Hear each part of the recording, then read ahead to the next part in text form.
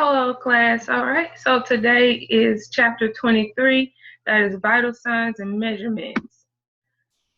Okay, so why do we take vital signs? Why is it so important?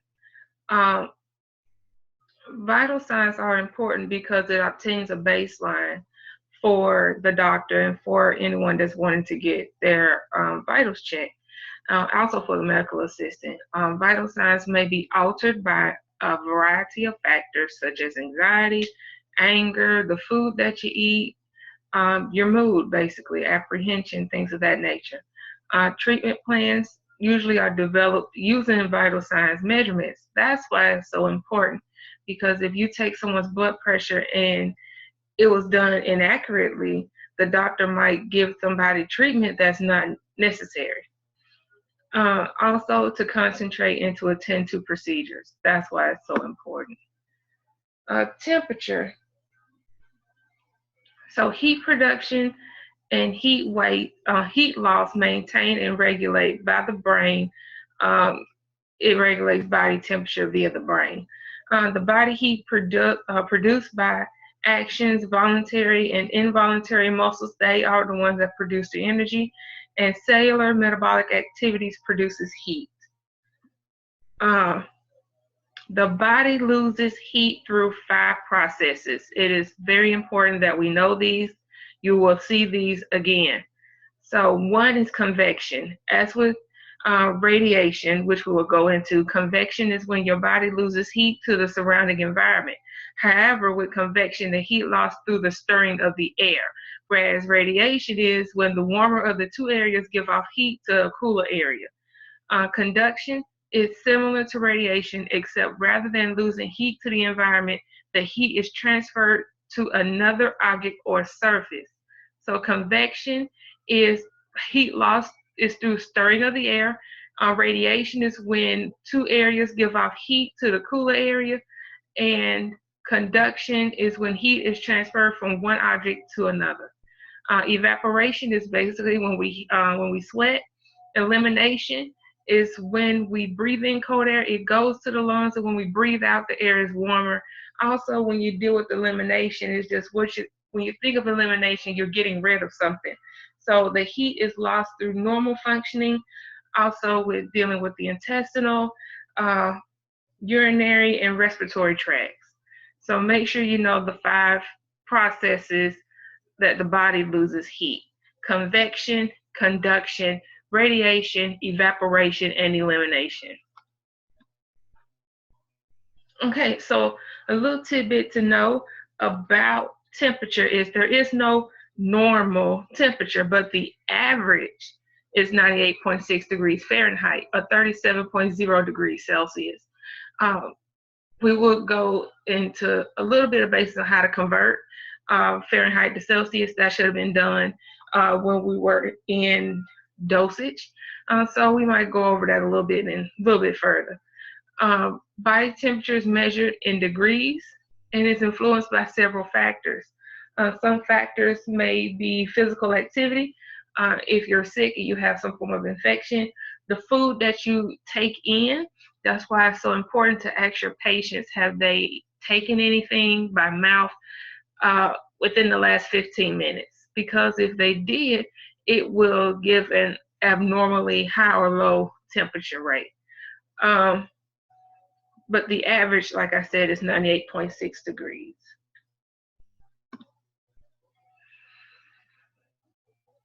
Okay, so, and this is all on page 595 in the book. It goes, terms to be used to describe temperature. Afebrile, that means absence of a fever. So if you break that down, A, it means without, febrile means fever, so without a fever. Febrile is a fever, presence of a fever. The fever itself is the body temperature increased beyond normal range, or pyrexia. That's another term for a fever.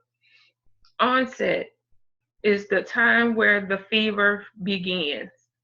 Lysis, that is the body temperature gradually returns to normal after a period of fever.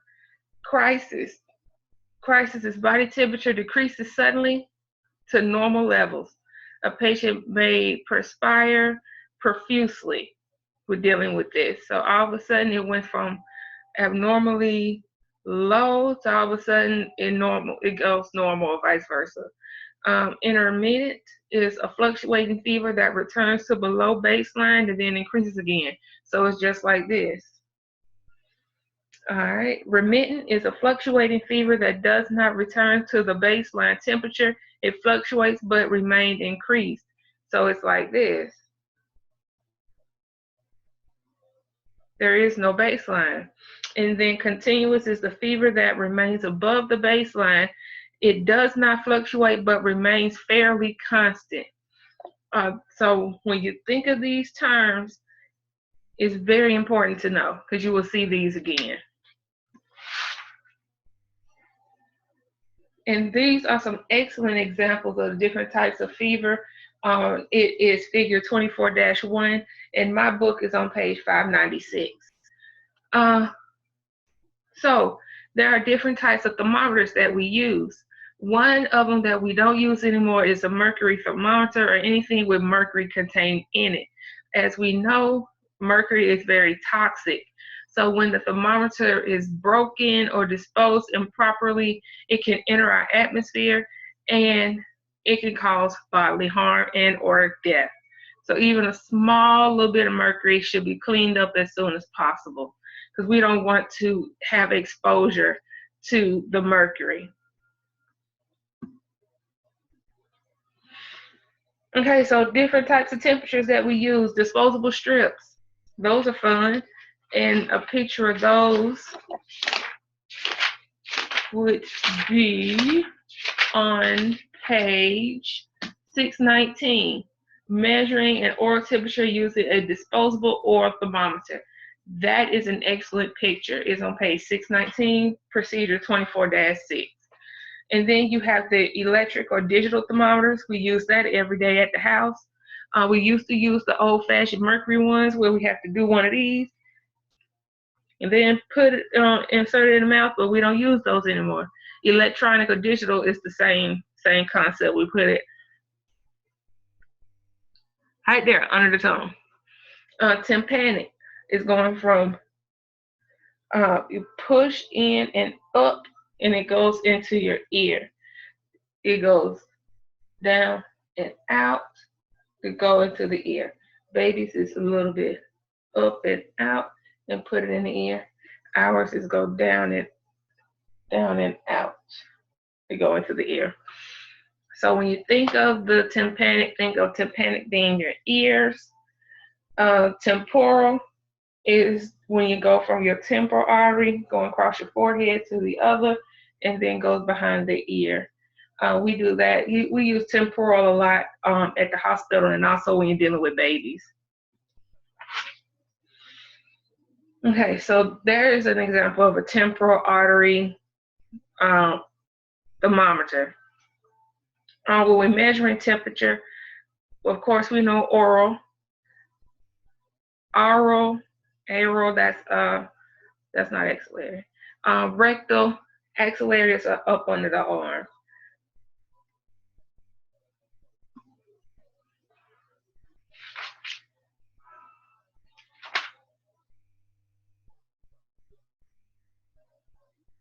Okay, so when we read a temperature, make sure when you read the temperature, it is within the designated F for Fahrenheit and C for Celsius. Also, we want to chart where did we take this temperature in. So R is for rectal, A is for axillary, TYM is tympanic, and T or TA is for the temporal artery. So make sure you know those. Make sure you know those.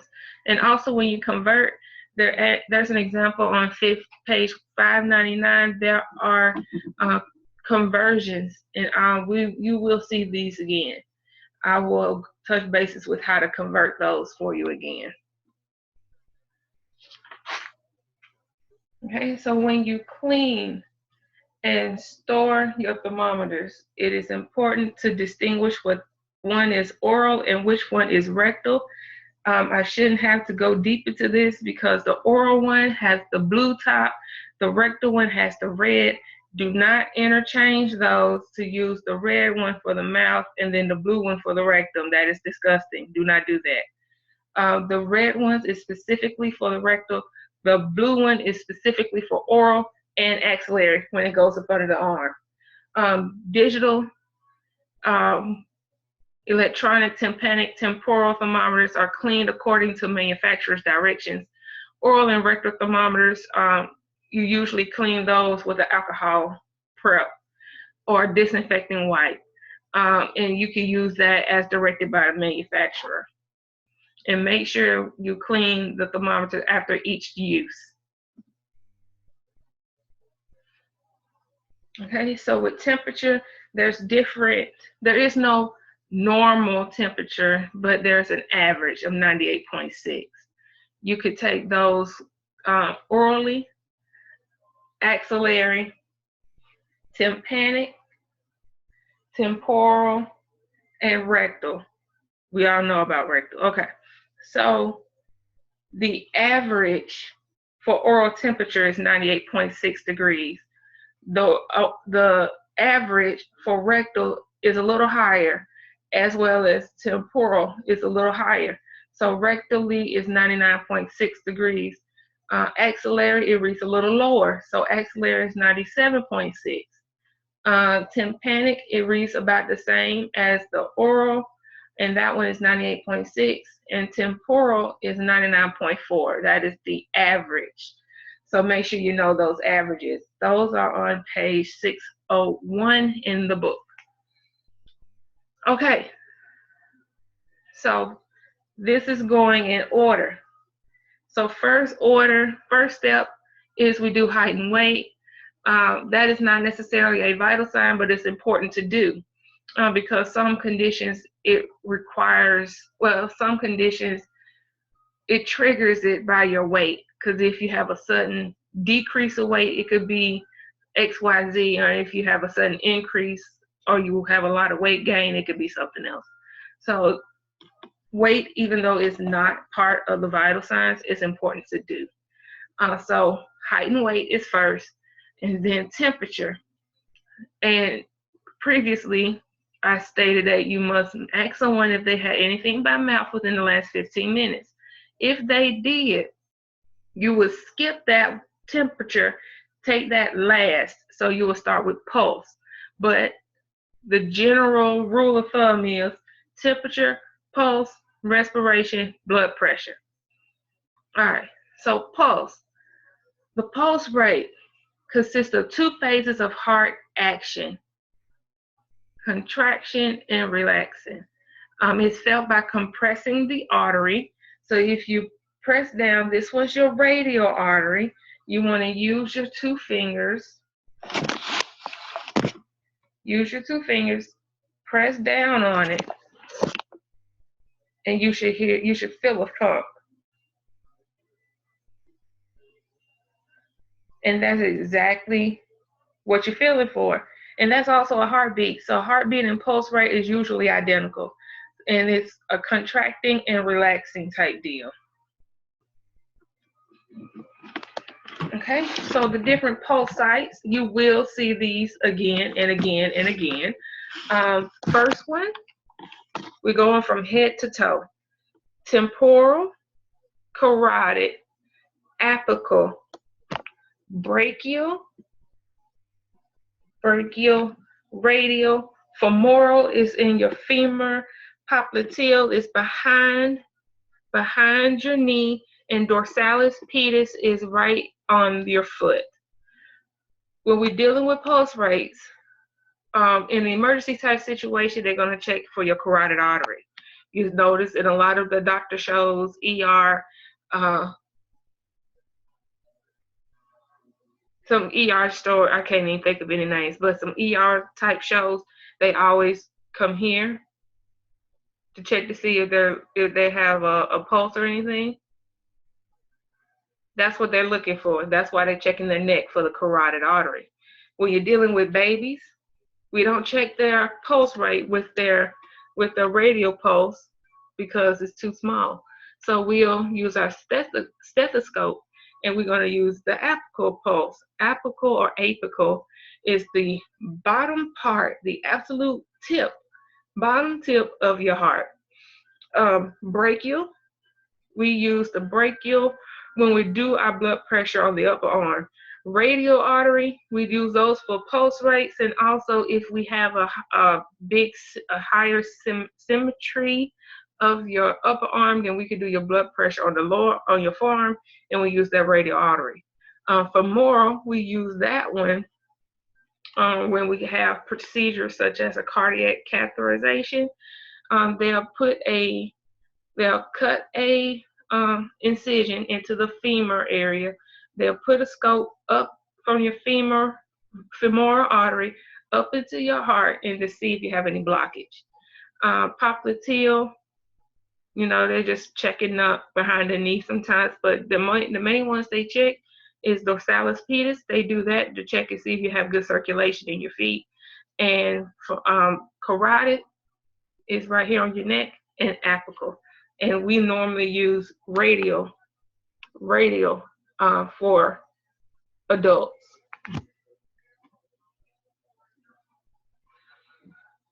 So when you measure and evaluate the pulse, you want to feel that thump, thump, thump, thump, thump.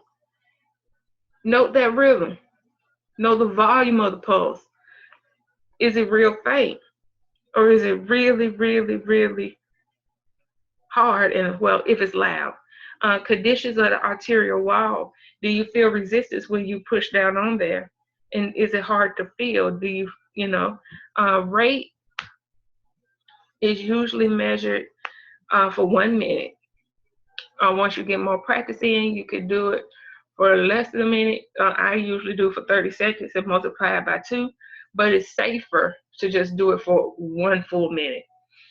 The pulse rates, it varies by age, what type of general activities you do, your health conditions, whether you're male or female, how you're feeling emotionally, if you're in pain, and what medications you take. The normal pulse rates is on page 602 in my book, and it's good to know what these are because you will see these again.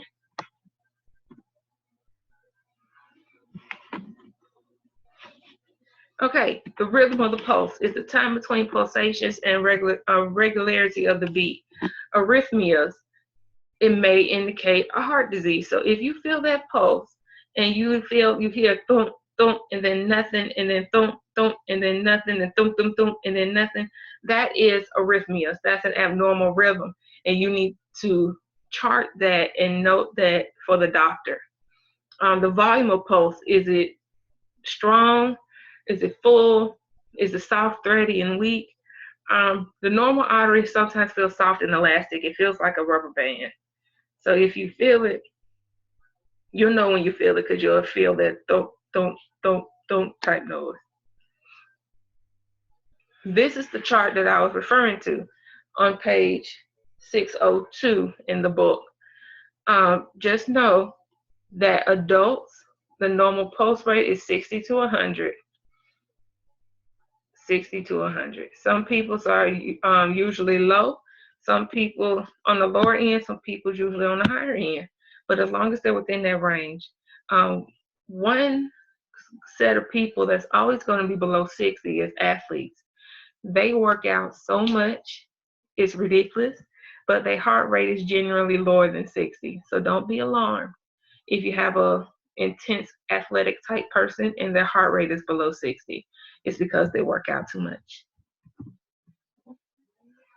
Okay, medical terminology up in this place.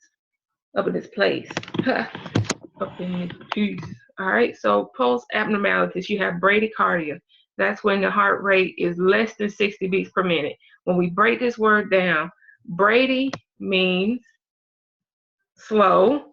Cardia means heart rate or pulse, so that's a low pulse rate. Tachycardia, break that down. Tachy means fast. Cardia means heartbeat or the heart, so that's a fast heart. So when we think of tachycardia, it's a faster than normal pulse rate. Premature ventricular contraction or PVC is when you do, well, it's the pulsation felt before expected. And sinus arrhythmia is a variation of rhythm sometimes occurring during respiration.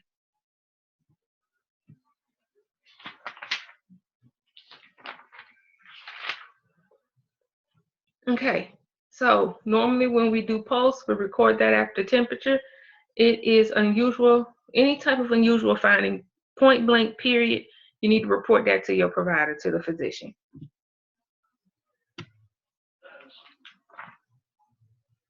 Okay, so temperature,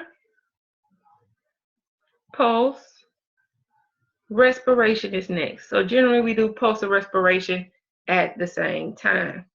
Okay, so what is a respiration? Respiration is the exchange of gases, oxygen, and carbon dioxide. It's an involuntary act that is controlled by the medulla oblongata of the brain. So if you see this on a test, the involuntary act is controlled by the medulla oblongata of the brain. Respiratory rate is the number of in 1 minute. So one, that's one. That's two. That's three. So a respiration is the number of those in 1 minute. It varies per age, whatever activities, if you have any illnesses, your mental state, and drugs. And that is on page 603 in the book. So when you do your respiration, it's on average, it's 1 respiration to 4 pulse beats, generally. Respiratory rhythm is the pattern of breathing, and the depth of respiration is the amount of air that inspired and expired with each respiration. So inspired, expired. Inhale, waiting to exhale. There we go.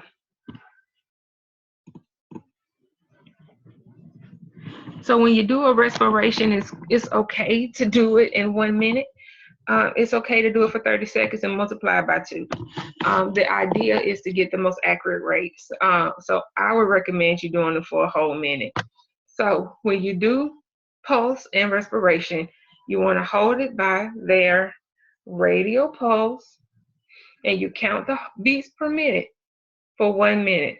Once that minute is up, don't worry about counting, but you still want to hold on to their radial pulse to give the illusion that you're checking their pulse, but you're really doing their respiration.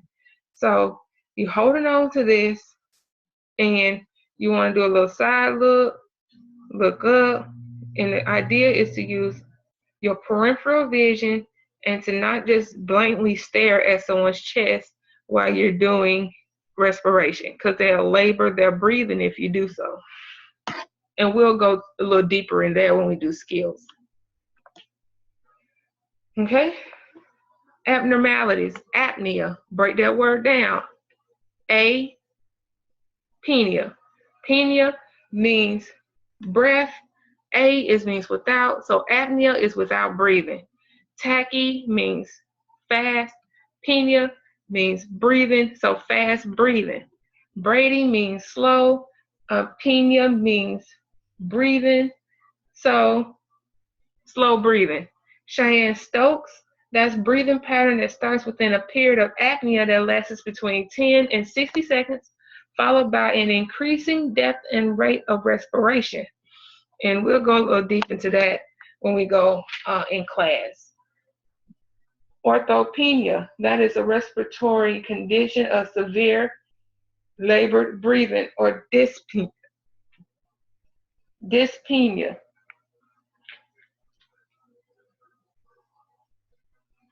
All right, so hypoventilation is when, let's break that down, it's decreasing the rate and shallow depth of breathing. So hyperventilation is when you're breathing too fast and you can't seem to slow it down. Hypoventilation is the complete opposite. Hyperpnea, hyper means fast, breathing means Pina means breathing, so that's a high respiration, or you're breathing really, really fast. Usually with hyperpenia, that happens when you're dealing with a lot of exercise and you stop and you do.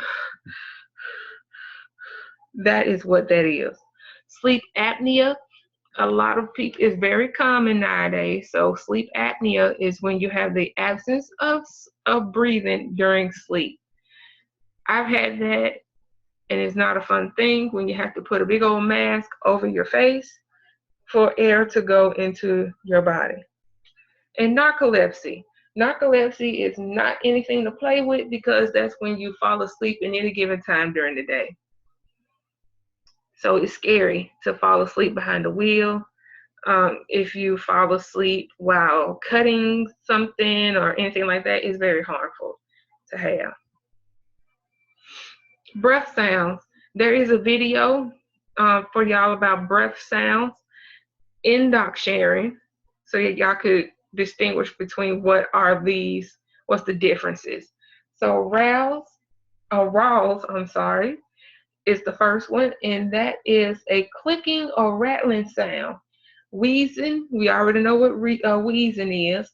Ronky, those sound similar to snoring, but is usually produced by a rattle in the throat. Strider is a crowing sound heard in inspiration as a result of an obstruction to the upper airway. And then stertorous is the respiration is described as a snoring sound with labored breathing. There is a video in Doc Sharon with these different breath sounds. Please look at it, listen, and hear what those sounds are and how different they are. Okay, so the order again: temperature, pulse, respiration. Those two you do the same time. And then the last one is blood pressure. Blood pressure, it measures the force of blood exerted on the peripheral arteries during cardiac cycle or during a heartbeat. Systole, that is when it's a contraction. So systole is the top number. Diastole or diastolic is relaxation. So the top number is when it contracts, the bottom number is when it's relaxed, and is usually read in a fraction, recorded as a fraction.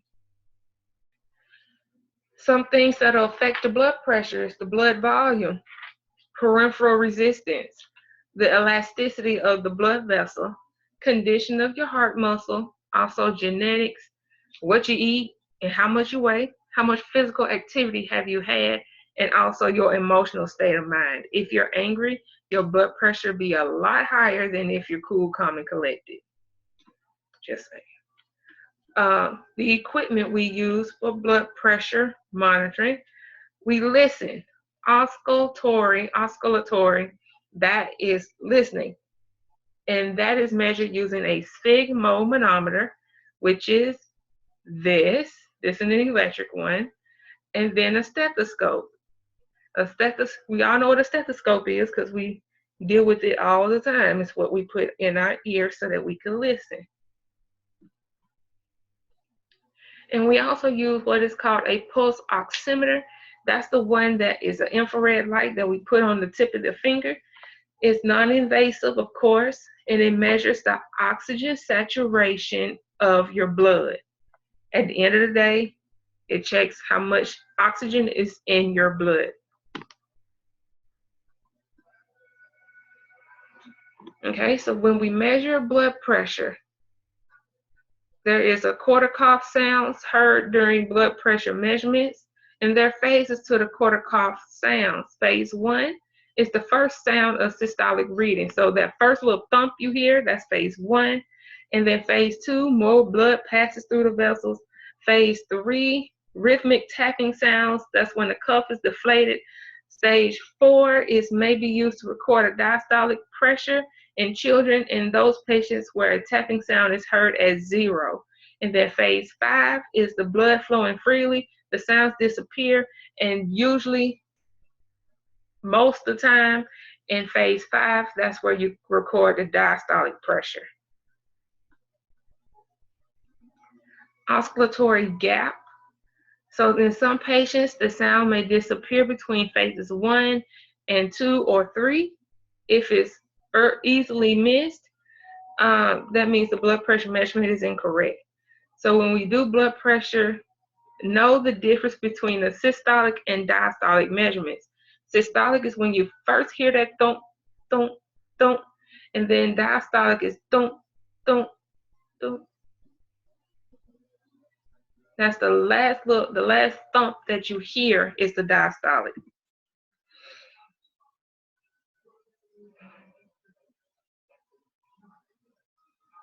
Okay. Recording blood pressure measurements. It's on a fraction format. Usually, all the time, it's in a fraction format. Normal blood pressure readings is located at the bottom. Please read those because you will be tested on these. And I will just out of the blue ask you some questions about it that y'all know how I am. Hypertension is a blood pressure abnormality. Break that down. Hyper means high tension blood pressure, high blood pressure. Hypo is low, tension is below normal, so it's a low blood pressure. High blood pressure, hypertension is usually above 140/90. Hypotension is less than 90/60.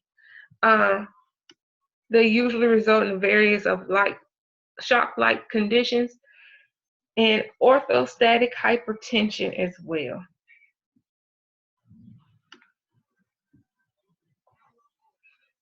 There is a blood pressure activity. There are really two, I believe, that is in the shell. It should be on, there's a video, it's 2 of them, so that y'all could look and do those activities. Okay, so I touched a little bit about height and weight. Height and weight is usually done before you do vital signs, because when you first go into the office, the first thing they have you do is hop on that scale. Height is not usually considered a vital sign, just like I said before. When you're measuring height, you use a measuring bar, such as this one right here. Okay, so weight is measured on a calibrated balance beam or a digital scale. Most of the time, you're going to be dealing with a beam scale. There is a few practices that does it digitally, but usually it's on a calibrated balance beam type scale. On some occasions, though, some doctors prefer it written in kilograms, especially when dealing with kids. So to convert that, 1 pound equals 2.2 kilograms. Please know that, because you are going to be tested on that as well. There is a significance of weight. It provides insight into the metabolic, nutritional, and emotional problems. Majority of people that are in a depressed mindset is overweight. They did have a tie into that. So those are the significance. Another thing that we do is measure the chest circumference. We do that with kids and also with patients with emphysema, and as requirement for insurance and truck driver's licenses. We usually take 2 measurements, one when they deep with the deepest inspiration and deepest expiration, when they breathe in real hard and then they breathe out. And comparisons is made to ascertain chest capacity. So that is it for obtaining vital signs. If y'all have any questions, give me a ring. Well, not really a ring, give me a call. 205-207-6716, or better to email me at gquarles@brownmackie.edu. Thank you and have a great day.